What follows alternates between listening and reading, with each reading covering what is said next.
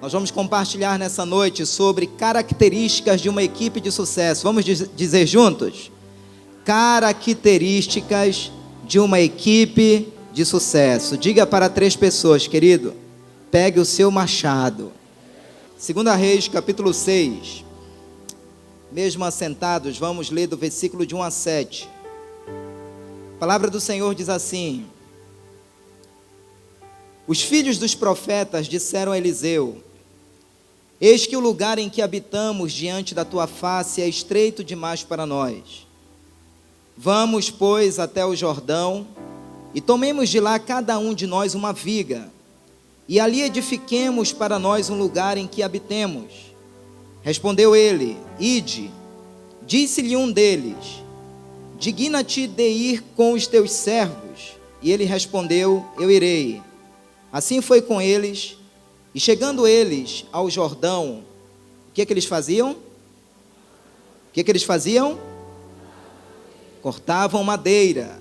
Mas sucedeu que ao derrubar um deles uma viga, o que aconteceu, igreja? O ferro do machado caiu na água. E ele clamou dizendo: ai, meu senhor! Ele era emprestado. Esse aí também é, viu, irmãos? Eu peguei aqui na casa de construção, viu? Tem que devolver segunda-feira. Perguntou o homem de Deus: onde caiu? E ele lhe mostrou o lugar. Então Eliseu cortou um pau e o lançou ali, e fez flutuar o ferro do machado, e disse: tira-o. E ele estendeu a mão e o tomou. Feche seus olhos. Pai, muito obrigado por essa noite maravilhosa. Muito obrigado por esse tempo tão extraordinário que estamos vivendo como Juventude IBMA. Obrigado, Senhor, porque nós começamos esse ano cheio de sonhos no coração. E esses sonhos têm um único objetivo: alegrar o coração do Senhor. Nessa noite, Deus, em que estaremos abordando as características de uma equipe de sucesso, que o Senhor desperte no nosso coração, Senhor, esse chamado de nos prontificarmos para fazer aquilo que é necessário, aquilo que é preciso, aquilo que sobretudo, Senhor, vai glorificar o nome de Jesus. Senhor, eu declaro que nessa noite o Senhor estará levantando homens e mulheres que farão parte dessa equipe de sucesso, que sobretudo, Senhor, alegrarão o teu coração. É assim que eu abençoo cada vida aqui nessa noite e faço isso em nome de Jesus. Diga amém. Amados, nós estamos aqui diante de uma história. Eu quero destacar algumas coisas dessa história aqui para vocês. Naquela época, Eliseu, ele era o quê? Diga, um profeta. E Eliseu, naquela época, ele dirigia uma escola de profetas. Era uma espécie de um seminário, onde ele treinava aqueles alunos que estavam se colocando para ser os novos profetas daquela geração. E num determinado momento, queridos, aqueles alunos, aqueles discípulos de Eliseu se reuniram e procuraram ter uma conversa com ele. E qual era o teor dessa conversa? Eliseu, esse lugar onde a gente está estudando, esse lugar onde a gente está habitando, está pequeno demais. Eliseu, nós precisamos ampliar esse lugar. Esse lugar precisa comportar mais pessoas. E o que é lindo nessa história é que Eliseu prontamente disse para eles: vão lá pegar vigas. O que é apaixonante aqui, queridos, nessa história é que essa equipe que estava ao lado de Eliseu sonhou em ampliar aquele lugar para que pudesse comportar mais pessoas ali. E aquilo fulminou o coração do profeta Eliseu. O que me chama a atenção aqui, queridos, é que eles não apenas sonharam, mas eles se prontificaram. Diga amém e dê um aplauso a Jesus.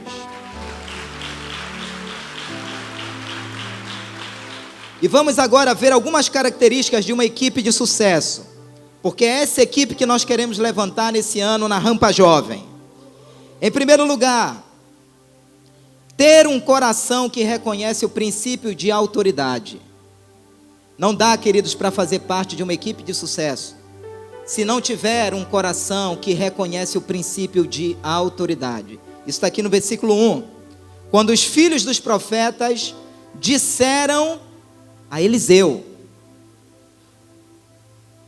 quando eles detectaram o problema, eles procuraram a pessoa certa, procuraram o líder. Quando eles viram que aquele lugar estava apertado, eles não pularam fora não. Eles não ficaram criticando não. Eles não ficaram reclamando não. Eles procuraram a pessoa certa, procuraram o líder. Era uma equipe, queridos, que reconhecia o princípio de autoridade. Eu não imagino, queridos, essa equipe que estava ao lado de Eliseu, se reunindo num grupinho e começando a conversar assim: gente, esse profeta, esse líder, esse Eliseu é muito parado. Esse lugar está apertado aqui, esse líder é paradão. Olha, esse líder não quer nada com nada. Olha, esse líder não tem visão. Olha, esse líder é muito descansado. Olha, esse líder não sonha não, ele só pensa nele. Olha, gente, eu tenho ideias melhores do que esse líder aí. Eu não sei nem por que ele é líder. Deixa ele se virar sozinho. Não, queridos. Essa equipe não conversou assim. Essa equipe não criticou. Essa equipe não julgou. Essa equipe detectou o problema e disse: Eliseu, tem um problema. Só que a gente é a solução desse problema. Só que a gente está se colocando, Eliseu, para resolver esse problema. Porque Eliseu tem um sonho no nosso coração. Esse lugar aqui pode comportar mais pessoas. Amados, por muito pouco hoje, eu não vou voltar para casa para dormir. Por umas talvez 15 a 20 cadeiras, eu não vou voltar hoje para dormir em casa. Nem para comer e nem para dormir. Por muito poucas cadeiras. E quando nós tivermos aqui um sábado, que nós não tivermos nenhuma cadeira vazia, eu vou lhes contar o porquê nós tomamos essa decisão de dormir aqui e de orar por cada uma dessas cadeiras que vocês estão sentados, ungindo cada uma delas, chorando sobre cada uma delas. Eu vou lhes dizer. Porque, queridos, não dá para dizer que a gente quer ganhar Belém, quer ganhar o Pará, se essas cadeiras vazias aqui não nos incomodam. E esse foi um dos primeiros confrontos do Senhor no meu coração. Não dá para dizer que nós queremos resgatar a juventude desse estado, se essas cadeiras vazias não nos desafiam. Mas esse é o terceiro sábado do ano, e tem sido crescente, E sábado que vem vai ser a inauguração oficial da Rampa Jovem. Nem inaugurou ainda a rampa, mas já há um mover aqui, queridos. E sábado que vem haverá uma invasão de jovens aqui nesse lugar. Os jovens não somente se sentarão em todas essas cadeiras, mas eles ocuparão as galerias também. Pode dar um forte aplauso e liberar um grito de vitória! Aleluia! E sabe o que esse líder disse? Esse líder disse assim: vão lá cortar viga. Foi por isso que eu vim assim. Eu não sei nem se é essa roupa realmente que se entra no mato, mas eu vim assim, meu irmão. Não sei se eu estou para puxador de carroça ou alguma coisa, mas eu vim assim. Porque, meu irmão, só usando daquele lá tinha que ter um chapéu, viu? Tão feliz com esse chapéu, porque as coisas ficam ocultas, né?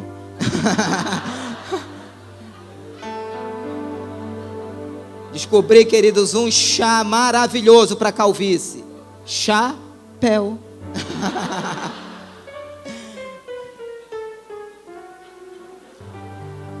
Aí sabe o que esse líder disse? Olha o que esse líder disse aí no versículo 3.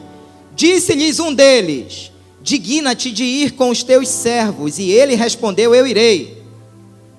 Sabe o que essa equipe falou? Eliseu, vai com a gente. E Eliseu, queridos, prontamente disse: eu vou. Sabe o que eu aprendo aqui? Que era um tipo de equipe que não queria caminhar sozinha. Era um tipo de equipe que valorizava a presença do líder. Era um tipo de equipe que queria a presença do líder no processo. Gente que entendia sobre cobertura espiritual. Isso aqui, queridos, é consciência do que significa estar debaixo de uma autoridade espiritual. É por isso que nós acreditamos nesse projeto chamado discipulado. Você não pode caminhar sozinho no reino. Quem lembra da história dos patinhos aqui sábado passado? Está no YouTube, viu? É só colocar lá, Construtores de Novas Realidades. Então tá lá, queridos. Um patinho andando atrás do outro. Porque é o projeto de Deus.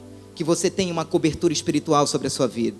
Eu declaro, querido, que todos nós encerraremos esse ano debaixo de uma cobertura espiritual, debaixo de um discipulado. E nós vamos gerar discípulos também para a glória do nome do Senhor. Isso é poderoso, amados. Eu fiquei muito impactado com um jovem ontem que está aqui. Eu não vou falar o nome dele por uma questão de ética, mas é o Tiago. E ele compartilhou comigo, isso me impactou muito, amados. Ele disse: pastor, enquanto o senhor não voltar para casa, eu também não durmo na minha cama. Eu vou dormir no chão lá em casa. Não que tenha que acontecer isso com mais ninguém, foi algo que Deus gerou no coração dele. Mas isso é uma demonstração, queridos, de unidade, de comunhão, de que nós precisamos nesse ano, pelo menos nesse ano, queridos, nós precisamos dar as mãos, porque nós vamos construir uma nova história. A semelhança dessa equipe aqui, não adianta ficar reclamando, não adianta ficar reclamando, murmurando, não adianta, isso não nos levará a lugar nenhum. Hoje nós começamos o Apriscão, o circuito radical Apriscão, e uma pessoa que está aqui, cadê o Denilson? Pode ficar em pé, Denilson. Ele estava lá num grupo e ele entregou a vida dele a Jesus. Deus te abençoe, Denilson, e Deus vai te usar muito. Deus vai te usar muito. Obrigado.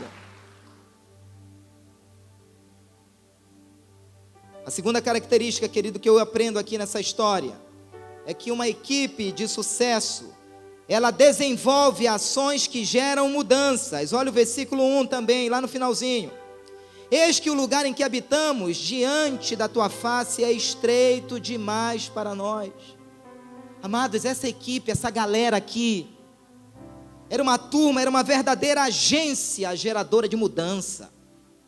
Era uma turma que não estava a fim de ficar acomodada, não. Era uma turma que não estava a fim de envelhecer naquele contexto, não. Vamos mudar isso aí, Eliseu. Vamos promover mudança, vamos ampliar esse lugar, vamos melhorar esse ambiente. Era uma equipe, querido, que abria portas para o crescimento. A Rampa Jovem precisa de gente assim, de gente que está incomodada, de gente que está inquieta na alma, de gente que está disposta. Sabe, queridos, o que parece tão simples, mas eu não mandei ninguém fazer isso, sabe, mas um jovem que está aqui, sabe, gerou isso aqui, essa almofada aqui com Rampa Jovem. Quando eu vi isso aqui, eu imagino que essa ideia que surgiu no coração desse jovem, eu acho que ele está dormindo com um desse debaixo da cabeça, só pensando na rampa, só pensando na rampa. Sabe, queridos, muitas vezes nós ficamos só olhando o mover de Deus passar, mas existe um momento, querido, que você tem que agarrar o mover de Deus. Você tem que agarrar o mover de Deus. Diga amém, dê um aplauso ao Senhor. Você tem que agarrar o mover de Deus. O tempo da visitação do Senhor não pode passar. Deus está nos dando nesses dias todos os sinais de que está acontecendo alguma coisa, queridos. E a gente não pode estar disperso nesse momento. Chegou o momento da gente se apresentar. Gente disposta. A gente está afim, queridos, nesse ano de criar esse ambiente de amor. A gente está aqui afim nesse ano de valorizar cada pessoa, de olhar olho no olho. Perceba que não foi Eliseu que disse que o lugar estava pequeno. Não foi Eliseu, foi a equipe dele. Foi a equipe dele. E eles se prontificaram a agir imediatamente. Queridos, a zona de conforto é o lugar que o diabo mais deseja que você e eu fiquemos. O inferno faz festa no céu quando ele consegue nos ver na zona de conforto. Eu diria que hoje na igreja brasileira está vigorando 2 tipos de mentalidade. Quais são, pastores, esses 2 tipos de mentalidade? É a mentalidade de uma igreja credora e a mentalidade de uma igreja devedora. Pastor, o que é a mentalidade de uma igreja credora? É aquela igreja, queridos, onde o pastor fica sobrecarregado, porque a igreja acha que ele tem que ser bombril, 1001 utilidades, é o pastor que faz tudo. E eu tive um amigo que estressou no ministério, porque era ele que abria a igreja, era ele que varria a igreja, era ele que pregava, ele que tocava, ele que cantava, ele que fazia o recolhimento do dízimo, ele que fazia tudo. Uma igreja dessa quer matar o pastor. Está doido, meu irmão. Aí é uma igreja credora com uma mentalidade, não, mas eu já pago o pastor para fazer isso. Já dou meu dízimo, já dou minha oferta, eu pago ele para fazer isso. Isso é a mentalidade de uma igreja credora. É uma igreja que se acomodou dentro do templo, dentro das 4 paredes, e acha que o pastor tem que fazer tudo. Está errado, queridos. É uma igreja que só quer receber, só quer venha a nós. Mas a mentalidade de uma igreja devedora é semelhante àquele momento quando o apóstolo Paulo fez o que fez e disse: eu ainda sou devedor. Geralmente uma igreja de mentalidade devedora é uma igreja em célula, porque é uma igreja que envolve todas as pessoas no amor de Deus, é uma igreja que projeta as pessoas para abençoar outras pessoas, que arremete as pessoas para alcançar outras pessoas. E eu quero declarar, queridos, que Deus vai gerar essa mentalidade de igreja devedora no nosso meio, sabe, queridos? Por mais que nós façamos e façamos, que haja no nosso coração sempre o sentimento de que deveríamos ter feito mais.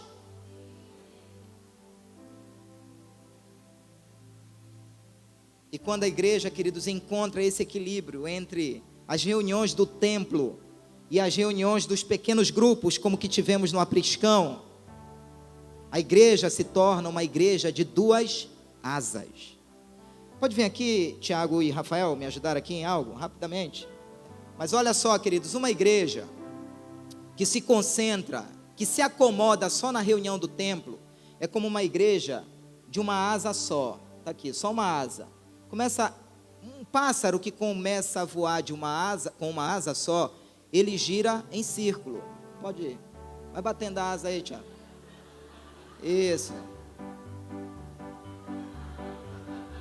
Aí beleza, é aqui a igreja do templo, que se acomoda só no templo. Agora aqui é a igreja que se acomoda só em pequeno grupo. Não valoriza a reunião do templo, não valoriza a reunião da celebração. É uma asa só. Pode ir. Fica assim, querido, girando em círculo. Mas quando a igreja encontra esse equilíbrio de celebrar o Senhor como no momento desse, e também ministrar em muitas vidas em pequenos grupos, aí essa igreja se torna uma igreja de uma asa só. Agora estende a asa aí, as 2. E aí pode bater as asas. Essa igreja vai voar longe, essa igreja vai voar longe, essa igreja vai voar longe. Muito obrigado, pode dar um aplauso e liberar um grito de júbilo. Aleluia! Diga para 3 pessoas: olha, Deus vai te usar muito nesse ano.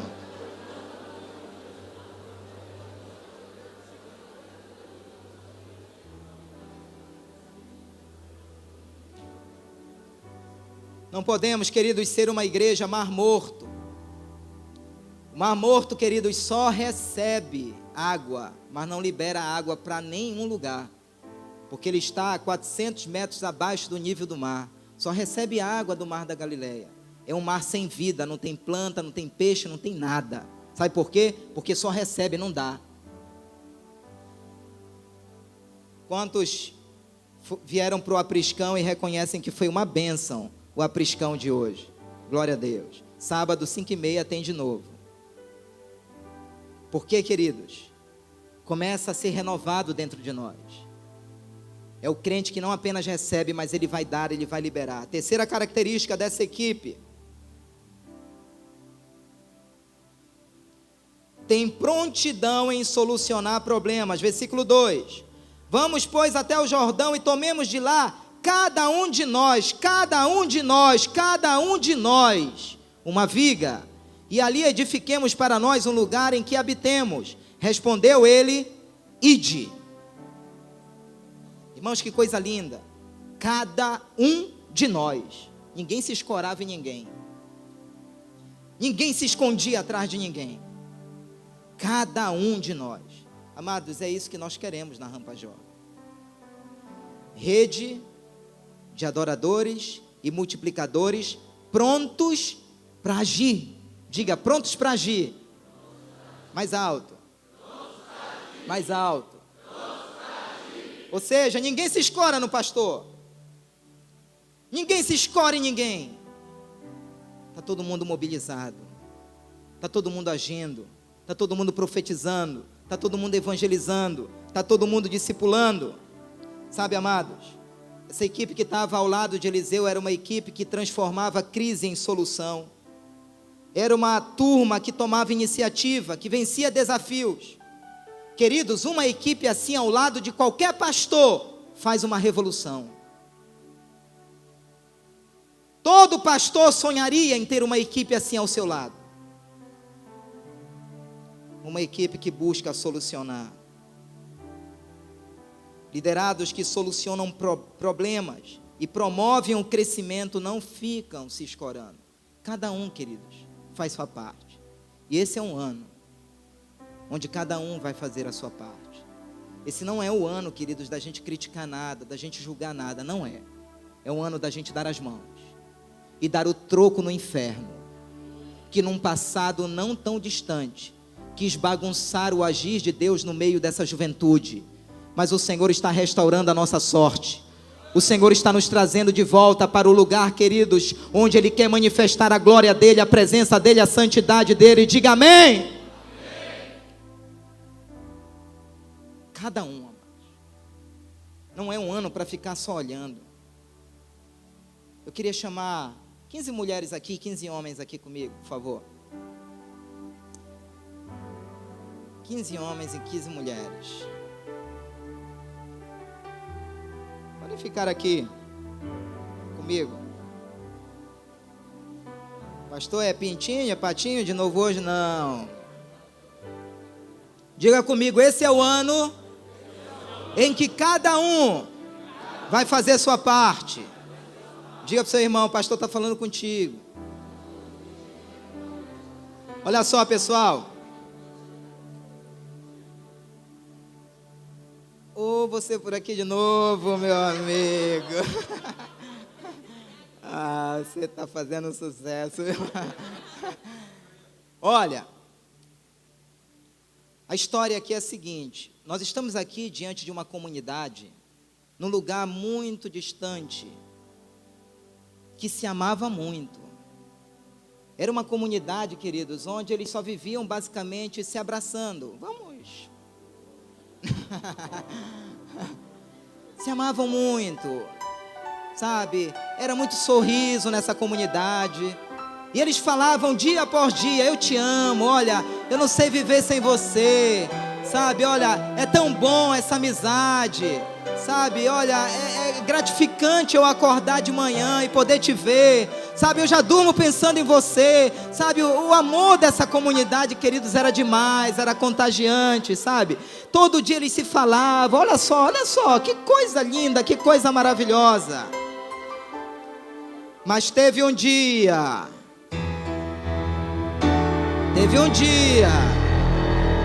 que caiu uma chuva torrencial nessa comunidade. E naquele dia, a comunidade se aproximou do rio.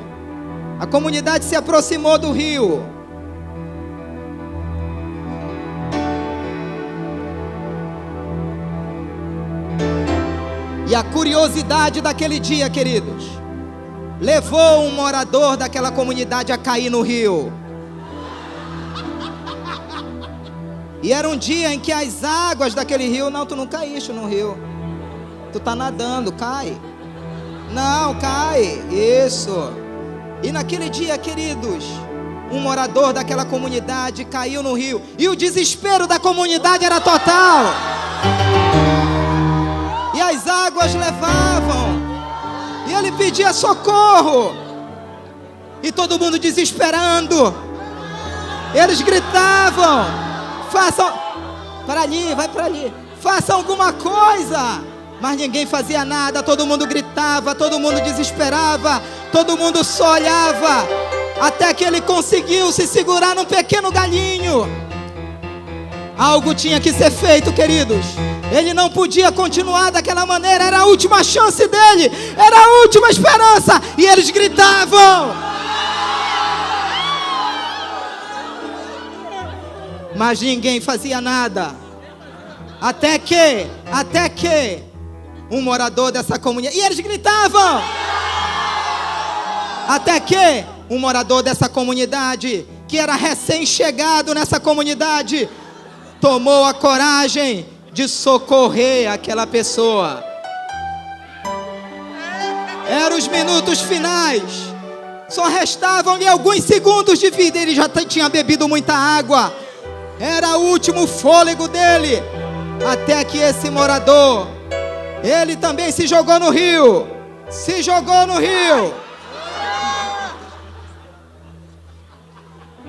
E ele nadava corajosamente,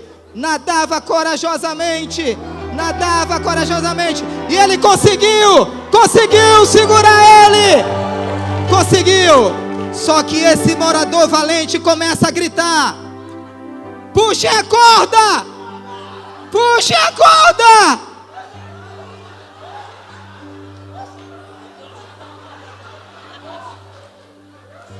Só que infelizmente, queridos, ninguém havia segurado a corda. Pode dar um aplauso para essa equipe maravilhosa.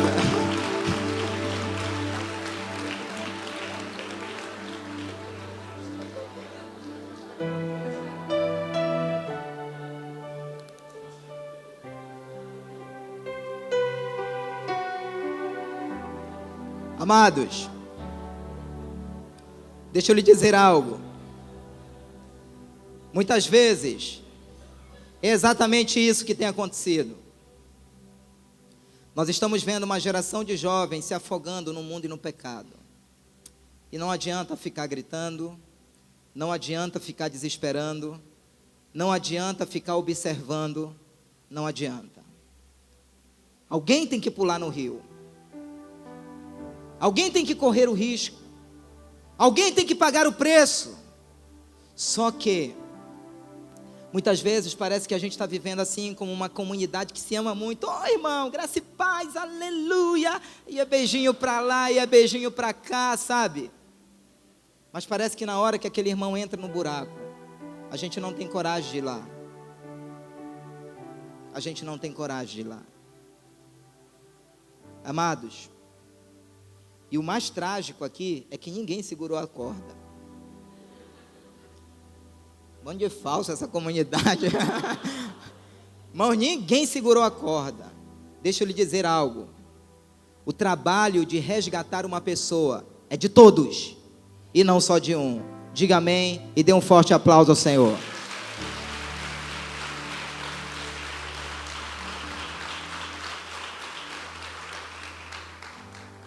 Em quarto lugar, é uma equipe composta de pessoas abertas a mudanças. Eu pergunto, é fácil mudar, sim ou não? Não é, queridos. Não é, mas é necessário. Mudança sempre causa tensão. E é por isso que muitos resistem em querer mudar. Pessoas medíocres puxam para trás, pensam pequeno, sonham pequeno, têm mentalidade de gafanhoto. Porque para mudar aquele lugar, queridos, tinha que derrubar aquela estrutura antiga.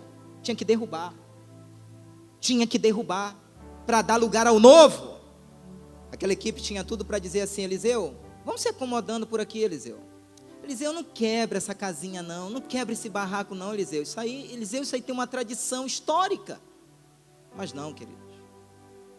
Eles tinham mentalidade de vencedores, de gente que queria vencer.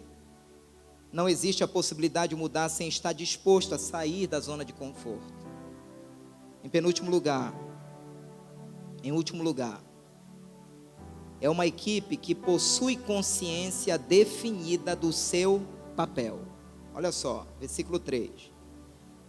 E ele respondeu: eu irei. Eliseu foi ou não foi? Sim ou não? Eliseu foi junto ou não foi? Foi. Agora escute só, amado. Eu não creio, particularmente, pessoalmente, que Eliseu foi com aquela equipe para cortar a viga. Isso é uma crença minha. Porque o líder, ele sempre delega. O líder de sucesso, o líder de excelência, isso em qualquer área secular, em qualquer área religiosa, o líder de excelência, ele sempre delega a competência. Todos ali poderiam cortar vigas, inclusive o líder poderia cortar. Mas eu não creio que Eliseu foi para ali para cortar viga. Eu creio que ele foi para supervisionar, eu creio que ele foi para acompanhar, eu creio que ele foi para observar, eu creio que ele foi para orientar, ele estava presente no processo. Cortar madeira, queridos, todos poderiam cortar, inclusive o líder. Mas fazer o ferro do machado flutuar, só o líder poderia fazer isso. Porque ele tinha autoridade delegada por Deus para fazer aquilo. Diga amém e dê um aplauso ao Senhor.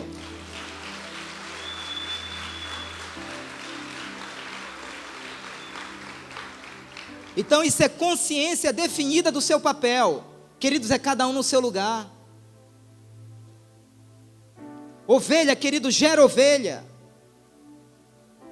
A missão de gerar ovelha não é do pastor, muito embora ele possa evangelizar qualquer pessoa e discipular qualquer pessoa. Mas a missão de gerar ovelhas é da ovelha. Posso ouvir amém, queridos? O versículo 5 diz: mas sucedeu que ao derrubar um deles uma viga, o ferro do machado caiu na água. E ele clamou dizendo: ai, meu senhor, era emprestado. E aí, queridos, o que Eliseu fez? Fez o que nenhum liderado poderia fazer. Cadê o machado? Eliseu, queridos, pegou um pedaço de madeira, diz o texto. E ele pegou aquele pedaço de madeira e tocou naquelas águas. E sabe o que começou a acontecer? O ferro do machado começou a flutuar.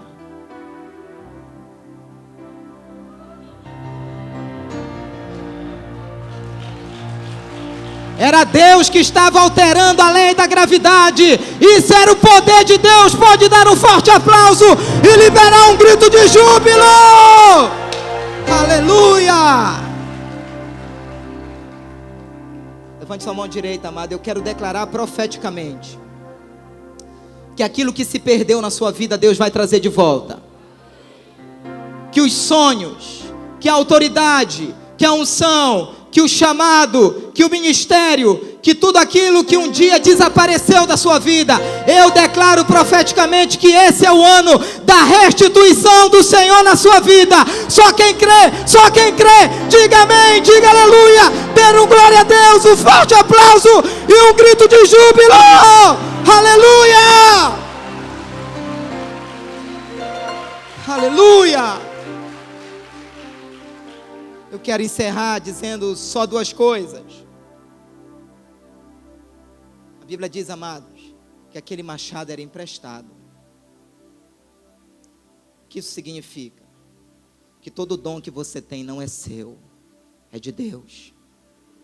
Que todo talento que você tem, sabe, Raquel, você tem talento, Flávio. Emerson, esse talento que Deus te deu de tocar, ele não é teu, é de Deus. Esse talento que Deus te deu, pastor Igor, sabe, de poder ministrar a palavra com muita graça, não é teu, foi Deus que te deu. Esse talento, Pablo, que Deus te deu de escrever, ele não é teu, foi Deus que te deu. Ele é emprestado. Ele é emprestado. Ele é emprestado. E sabe por quê, Paulo, você que está no Adoraste também, sabe por quê é bom a gente ter essa consciência que não é nosso? Porque isso não gera soberba no coração. Isso não gera orgulho no coração. E em segundo lugar, amados, a queda daquele ferro do machado na água significava que toda a construção pararia, seria interrompida. E talvez em algum momento, na história da rede de jovens da IBMA, o ferro do machado caiu na água. E algumas coisas se perderam no nosso meio. Mas Deus está restaurando a nossa sorte. e a Rampa Jovem vai começar a contar essa história. Querido, se você ainda não veio para o CRO, Circuito Radical de Oração, toda sexta às 22 horas, venha, nem que seja por curiosidade, meu irmão, nem que seja para ver se o que o pastor Marcelo está dizendo é verdade, venha, porque, meu irmão, está um fogo, e é ali que Deus está incendiando o nosso coração. Está um negócio assim, meu irmão, que tu já entra te arrepiando. O que nós estamos vendo aqui, sábado à noite, não é reflexo do que está acontecendo sábado aqui, mas é reflexo do que está acontecendo durante a semana.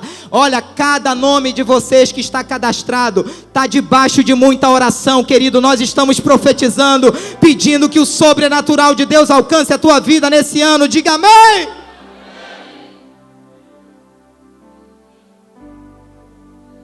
Osmar, com muito carinho, fique em pé, cara. Pode ficar, Osmar, em pé, por favor. Pode ficar, Osmar. Eu acredito que muitos lembram do Osmar. Mas, Osmar, quando eu te vi hoje aqui, fruto desse contato que a pastora Andresa fez com você. Ele é primo do Alcântara. Sabe, Osmar, foi uma alegria incomparável que invadiu o meu coração quando eu te vi aqui. Queremos te dizer, Osmar, que nós te amamos muito e que você tem uma grande importância para a nossa vida. Obrigado, Osmar.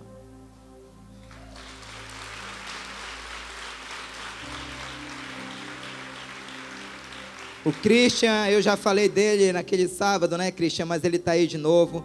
Christian, eu encontrei com ele 2 vezes na rua, abracei ele e disse, Christian, eu te quero lá. E ele está aqui, queridos. Pode dar um aplauso ao Senhor. Pode ficar em... Dá um tchauzinho aí, Christian. Amém, glória a Deus. Hoje eu fui convidar a Fernanda, estava numa programação, fui convidar ela, disse, pastor, já me convidaram. Irmão, ninguém está dando mais nem chance de convidar direito as pessoas. Mas é um vírus que está contagiando. Sábado que vem, querido, eu quero te desafiar a estar aqui na inauguração da Rampa Jovem. Todos os pastores da IBMA estarão aqui. O apóstolo estará aqui, estarão liberando. Esse cenário vai ser uma festa aqui, meu irmão.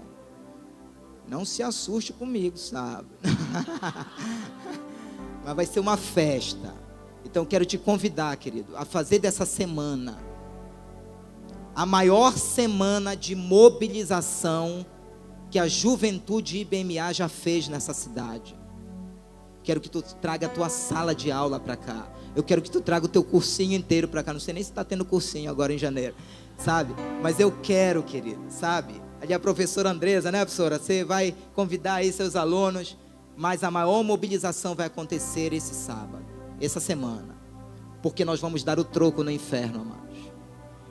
Nós vamos dar um troco no inferno, porque essa é a nossa hora. Nós não teremos uma outra oportunidade, queridos. Esse é o nosso momento. A nossa geração vai passar, mas essa é a nossa hora. E se unidos nós não formos alguém, desunidos nós não seremos ninguém, amados.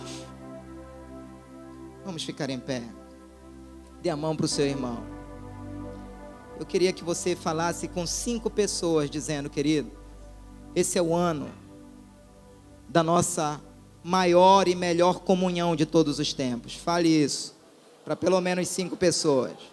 Eu queria agora, em nome de Jesus, bem objetivamente, você segurasse a mão do seu irmão, levantasse agora um clamor pela unidade da igreja.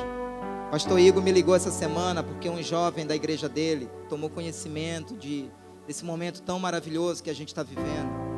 E começou a contagiar a turma lá, e os pastores tomaram a decisão, vamos lá pro meio desse fogo aí, eles estão aqui. Essa semente, Igor, vai chegar lá.